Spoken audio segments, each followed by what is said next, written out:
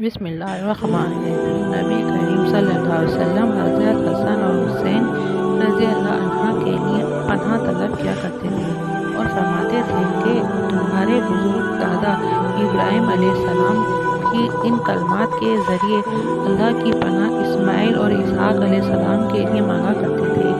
میں پناہ مانگتا ہوں اللہ کے پورے کلمات کے ذریعے ہر ایک شیطان سے اور زہریلے جانوروں سے اور نقصان پہنچانے والی نظر بد سے۔ حدیث نمبر 3371۔